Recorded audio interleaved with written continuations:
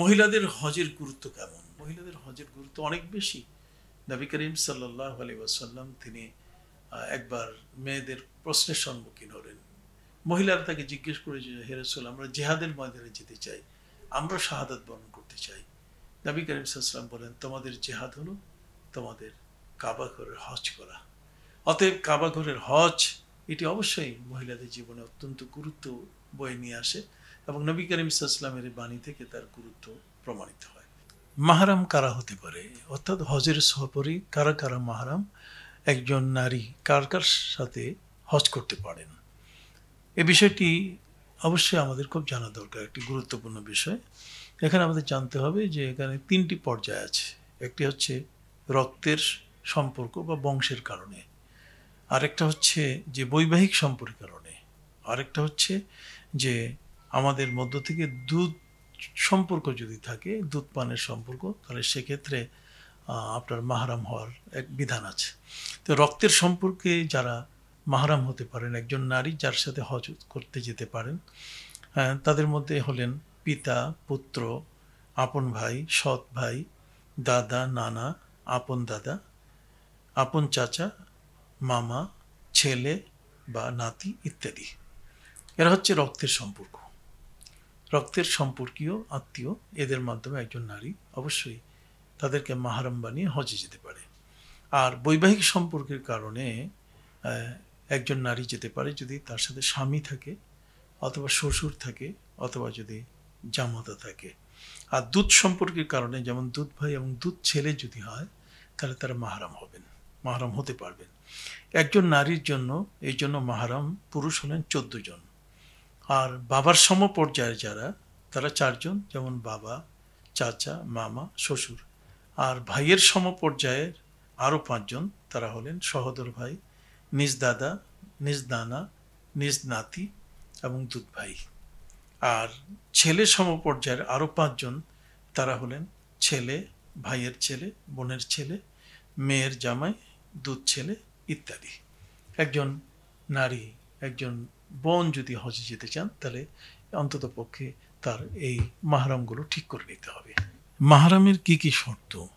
দেখুন, মাহরামের কি কি শর্ত বলতে গেলে, মাহরাম আমরা বলেছি যে বংশের রক্তের সম্পর্ক বা বংশীয় সম্পর্ক। যেমন বংশীয় সম্পর্ক বলতে গেলে যেখানে নিজের বাবা, নিজের দাদা, নিজের নানা, নিজের মামা, নিজের চাচা, এরা হলেন বংশীয় সম্পর্ক।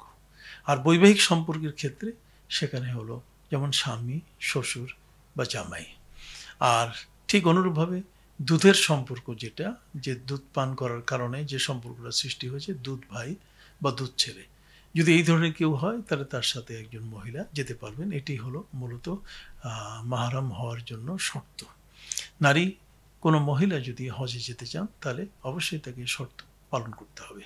প্রশ্ন, আল্লাহর দরবারে আমল কবুল হওয়ার জন্য কোনো শর্ত আছে? হ্যাঁ, অবশ্যই। আল্লাহর দরবারে আমল কবুল হওয়ার জন্য শর্ত হচ্ছে তাকে ঈমানদার হতে হবে, এবং আল্লাহ যে তিনি দোয়া কবুল করেন, ওয়াইজা সাআলাকা ইবাদি আন্নি ফাইন্নী কারিব উজিবু দাওয়াতাদ দাঈ ইযা দাআন। আল্লাহ যদি তার কথা শোনেন এবং তার সেই দোয়া কবুল করে নেন, এই বিশ্বাসটুকু তার মধ্যে থাকতে হবে। অবশ্যই দোয়া কবুল হওয়ার শর্ত হচ্ছে একজন ব্যক্তি আমলি হবেন। উযু অবস্থায় আদবের সাথে দুখানা হাত উত্তোলন করে আল্লাহর কাছে দোয়া চাইবেন, আল্লাহর কাছে প্রার্থনা করবেন। এটাই হচ্ছে মূলত দোয়ার শর্ত বা দোয়ার আদব। হজ শুরু করার আগে করণীয় কি?